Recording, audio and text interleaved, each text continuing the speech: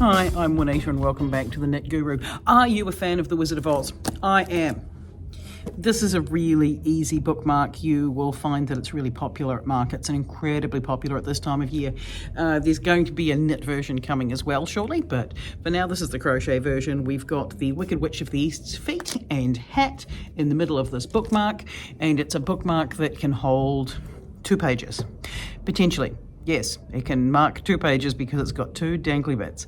If you would like to make this bookmark, there will be a tutorial linked down below, a written pattern linked down below, and the rest of this video is a video tutorial to show you how to do it. So, without further ado, let's start on the little feetsies.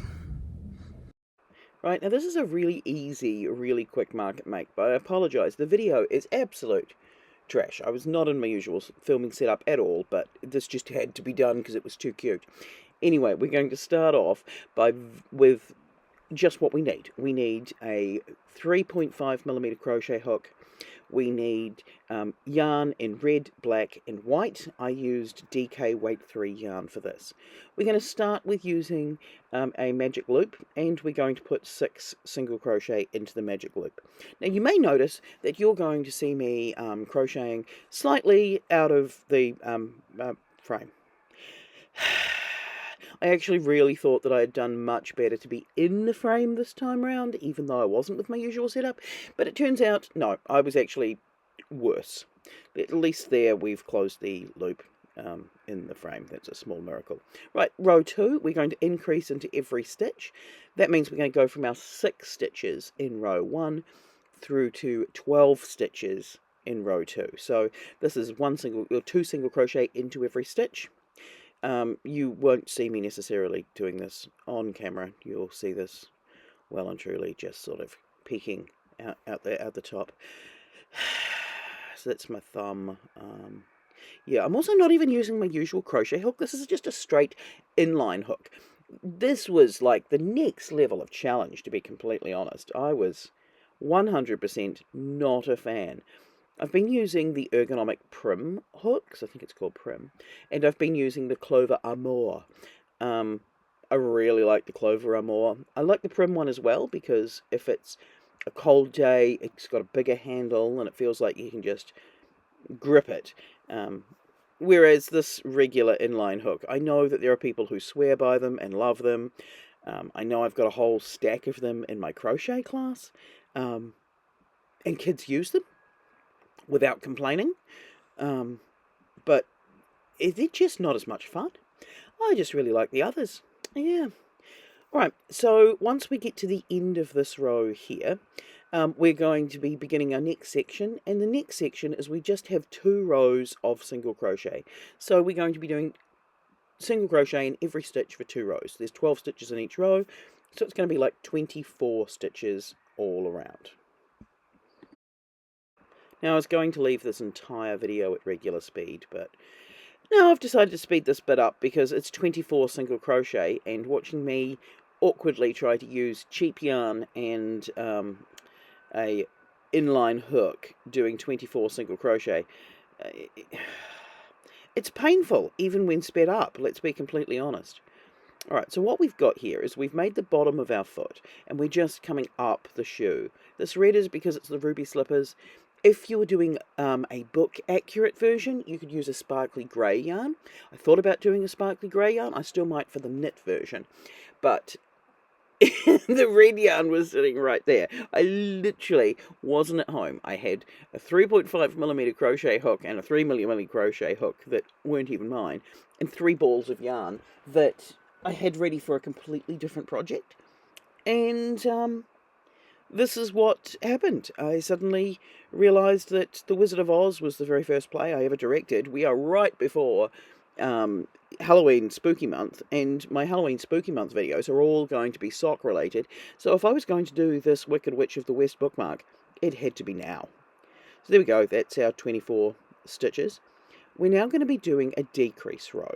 So what we're going to do here is we're going to, I use the invisible decrease, but use whatever one you want, no crochet please. You're going to decrease 4 times. So that's over the first 8 stitches, decrease 2 together 4 times. So that's going to make the front of the foot. It just means that the toe sticks out just a little bit. It's quite a cute little foot. It's not a hyper-realistic human foot, but then again, this is a crochet bookmark based on a character from a fantasy novel for children, so I'm not sure exactly how realistic I want this foot to be honest. I think the knit version will have a slightly more realistic foot, but the crochet version was 100% just what had to be done in the moment. Now, once we've got the 4 decreases, we're going to just do 4 regular single crochets. So there's our little footsie. We're now going to cut off the red yarn. We are done with red. We don't need any more of it until we get to the other foot. So this is a really yarn efficient project.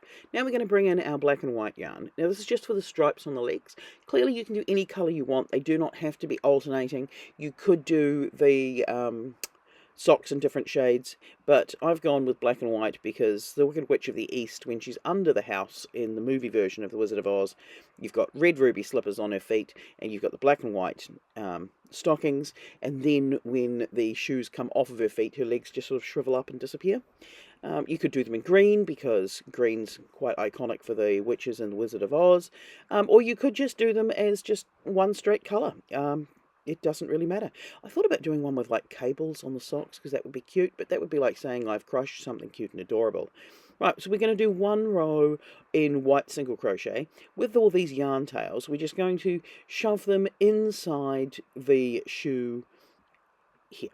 This just gives a little bit of padding to the actual foot. Other than that, there's no stuffing in this whole project. It's just you shove in your yarn tails, really. You don't even do a lot of darning in of ends. The only darning in of ends I think I did for the whole project is with the tails on the hat. Anyway, we will do 1 row of single crochet in white, and we're just going to shove a little bit more of that red yarn tail in there. I thought I was being so clever by just doing it quickly before, but of course when you're crocheting into such a small space, yep, use the end of the scissors because that works better than using the end of the crochet hook when your crochet hook's really skinny. I thought I was being really clever by just doing it quickly.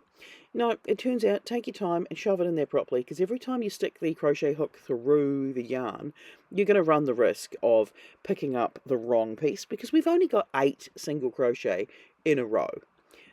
So it's quite a narrow hole for doing your crochet into. Is this a beginner project? Well, it is, but you definitely need to know what you're doing. Okay, we're now going to change to our black yarn. I do this in the last stitch on the row. You may notice I'm not using a stitch marker, because you're changing colour so often, there's no point. Like, you can see the first and last stitch of each row. This is a spiral crochet project, so that you're not having to slip stitch and then chain 1 at the end of each row. Okay, so we've got our black, and we're doing our black row. You can't see very, very clearly because I'm an idiot and decided not to film accurately. So what we're going to be doing, well, what I'm currently doing is just crocheting around the black row, just at the top.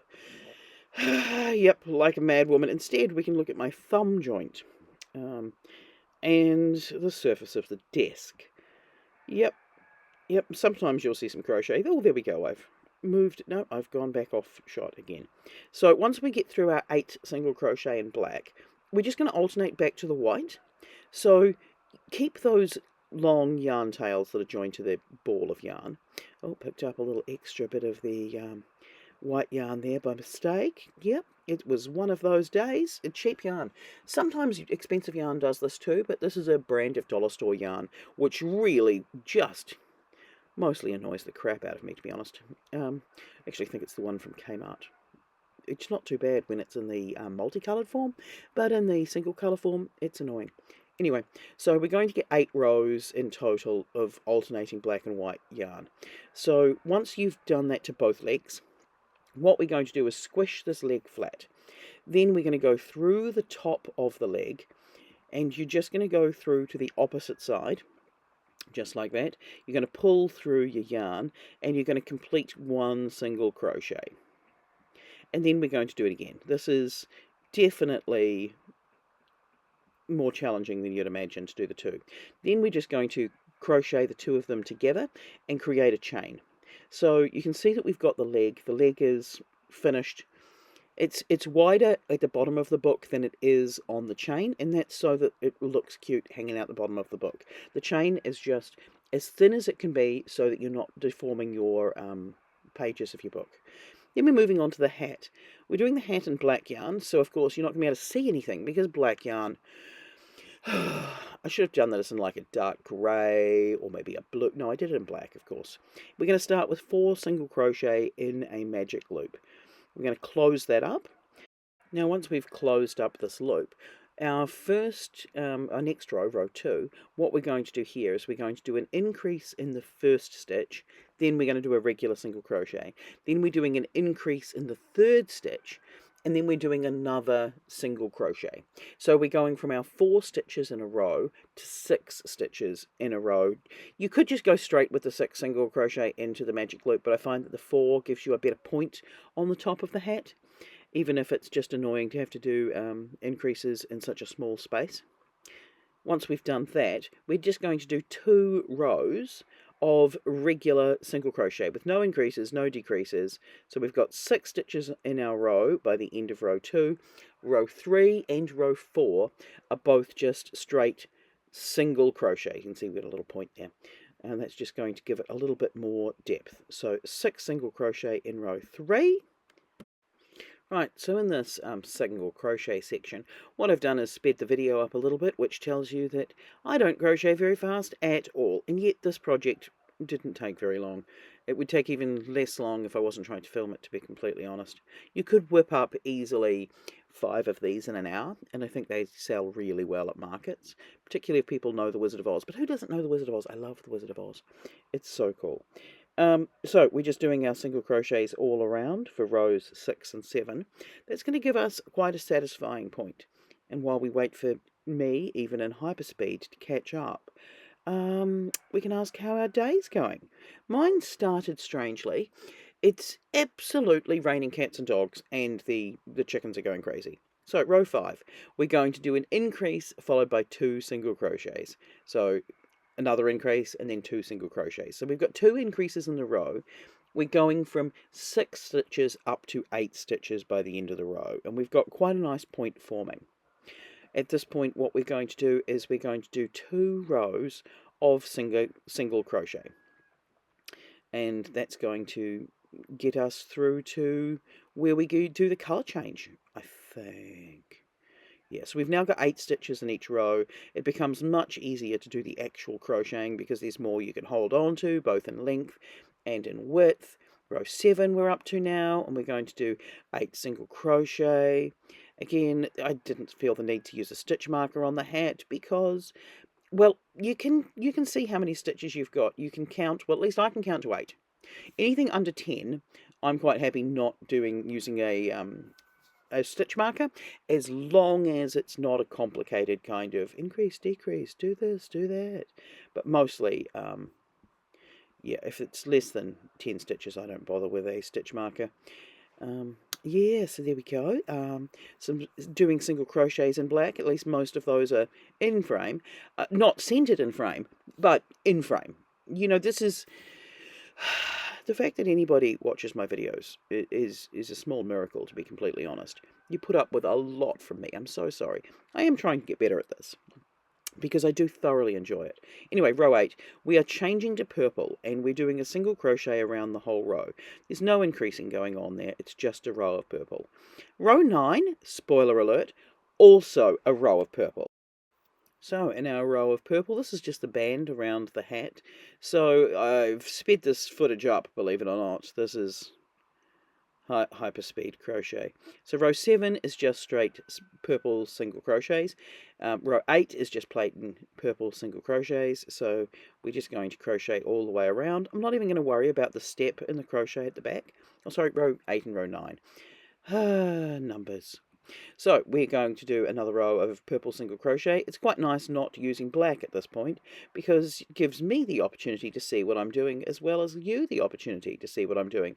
If I filmed it correctly, I didn't film it properly. Every time I look at these things, I think, oh, I should really refilm it. But literally, I am recording the voiceover of this 30 minutes before I want to have it uploaded. I mean, I'm just about to, this is not in my usually scheduled program. Anyway, row 10, what we're doing is we're changing over to black yarn. We're going to chain 2. We're just going to tuck those yarn tails into the hat for the moment. We are going to darn in those ends, but for the moment we're just going to tuck them into our hat. So we're going to go around this edge here, front loops only, but in order to do that, we're going to start by doing a chain 2. Well, no, that's not me doing a chain 2. That's me saying we're going to start in this stitch here, but first of all we're going to chain 2. So we're chaining 2, and now we're doing double crochet in the front loops only. So there's 2 double crochet in every stitch, front loops only. That's going to make the brim stick out sideways rather than come down and be a little bit floofy, if that makes sense. So there we go, 2 single crochet in every stitch. So we've got, I think, well, what are we up to? Like 8 single crochets in the stitches. So there's going to be 16 all around, or is it up to 10? I've lost track. But anyway, what we've got is we're doing 2 single crochet into every stitch, and that's going to create us the brim to the hat. You will be pleased to know that I didn't film the entire row of me doing this because I was fully aware of how I wasn't keeping it in frame most of the time. There we go. That's our 2 single crochet in every stitch. It's not a very wide hat, and it's not a very it's not wide at circumference, and it's not wide across. I know what I mean. Flip your hat inside out at this point. The reason why we're doing that is we're going to get to this yarn tail from our start of our magic loop, and we're going to just tie it to the yarn tails at the top of our chains from the legs. We're going to do this just to make sure it's nice and secure, because the last thing anyone wants is to lose their page when they're reading, or lose their bookmark. I don't want to do either. So you're just going to tie a knot. It would have been nicer if I could have tied the knot really close, but it actually doesn't matter. Now we're just going to take those yarn tails and darn them in. The yarn tails on the black, I darned one in back down into the hat and one into each of the legs, just making it a little bit more secure in that join mark. Then what we're going to do is turn the hat back around the right way once we've darned in all those ends. And when we turn it in the right way, what we see is this. We've got a hat, we've got 2 chains, and we've got the 2 little leggies hanging at the bottom. You can make those chains as long as you want, but measure them on your book. So there we have her little leggies, and then at the other end of the book, we've got the hat. This does sit neatly on a shelf. It's looking more sombrero on that angle, Juanita. So there we have it, really simple. We've got a hat that sits nicely, we've got feet that dangle cutely from the bottom of the book. It's not too thick in between the pages, so you're not going to be ruining your precious books or your library books anywhere along the way. So enjoy, and I'll see you next week. Bye.